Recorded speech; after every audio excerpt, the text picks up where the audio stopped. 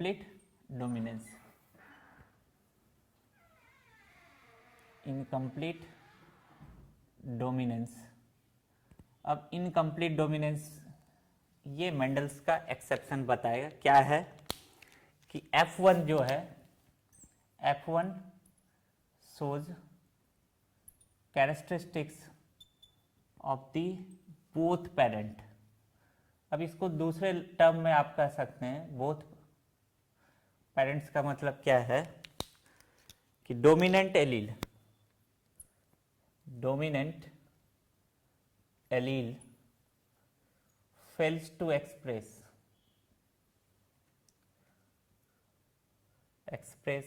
in heterozygous condition। Heterozygous condition में dominant allele express नहीं हो पाएगा। एक्सप्रेस कब होगा? Get expressed in homozygous condition. अब ये आपके पास लग रहा है ना कि मेंडल से अलग कंडीशन हो गया। ये मेंडल से आपका कहना सिर्फ एक ही था कि अगर डिसिमिलर है, ठीक है, हेट्रोजाइगस कंडीशन है तो एक डोमिनेंट होगा, दूसरा रिसेसिव होगा। अब यहाँ बोला जा रहा है ऐसा नहीं होगा। और ये सबसे पहले स्टडी किए थे कॉरेंस, ठीक है, किसमें? मिराबेलिस।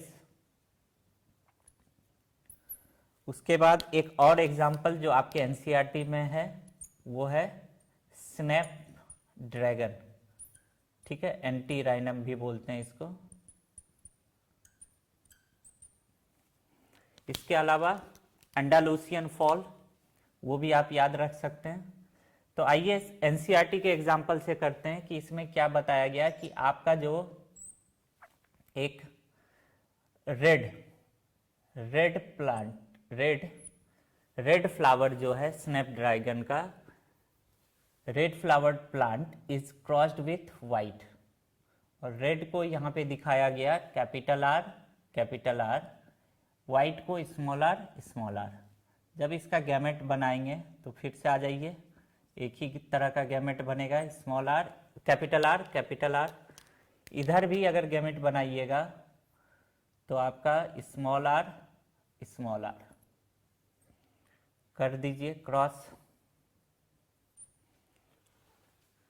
अगर ये मेंडल का क्रॉस होता, ठीक है, अगर एक सेकंड के लिए मान लें कि ये मेंडल का क्रॉस है, मोनोहाइब्रिड क्रॉस है, ये है तो मोनोहाइब्रिड क्रॉस ही। एक्चुअल में अगर इसके डिजाइनिंग को देखिएगा तो ये क्या है? मोनोहाइब्रिड क्रॉस है। तो ये क्या होना चाहिए? ये जो फ्लावर है F1 का, जो फ्लावर है F1 का फ्लावर, ये कैसा होना चाहिए? कैसा होना चाहिए, कोई बताइए? रेड होना चाहिए, लेकिन ये मिला कैसा? पिंक। इसका मतलब ये जो कंडीशन हम लोग लिखे कि हेट्रोजाइगस कंडीशन में डोमिनेंट एलील अपने आप को एक्सप्रेस नहीं कर पाया, फुलफिल है। दूसरा क्या है कि F1 जो है it shows the intermediate, red और व्हाइट के बीच का कैरेक्टरिस्टिक दिखा रहा है। अब इससे भी इंटरेस्टिंग इसका रिजल्ट आएगा जब आप इसको सेल्फिंग करेंगे। सेल्फिंग का मतलब समझते हैं कि सेम जीनोटाइप प्लांट के साथ इसका क्या कर देना है? क्रॉस कर देना है। तो इधर आपका गैमेट फिर से ये हेट्रोजाइगस है तो दो तरह का गैमेट बनेगा, इधर भी दो तरह का। अब इसको पनेट स्क्वायर बना दीजिए या डायरेक्ट भी आप कर सकते हैं। पनेट स्क्वायर बनाते हैं तो एक साइड मेल लेते हैं, दूसरे साइड फीमेल। इस वाले को कैपिटल आर स्मॉल आर, अब इस वाले का capital r small r, r r capital r small r, capital r small r, small r small r. अब क्या देखा गया कि ये आपका रेड हो गया, ये पिंक हो गया, ये पिंक हो गया, और ये आपका हो गया F2। ये क्या है? F2।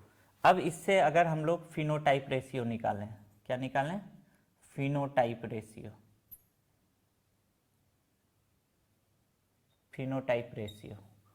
फिनोटाइप रेशियो आपका क्या है? 1:2:1। 1 आपका क्या है? एक का अगर हम लोग बात करें तो एक हो गया आपका रेड, दूसरा सेकंड का अगर बात करें, सेकंड क्या है? पिंक, और तीसरे का अगर बात करें तो ये आपका हो गया वाइट। जीनोटाइप रेशियो कोई बताइए? 1:2:2।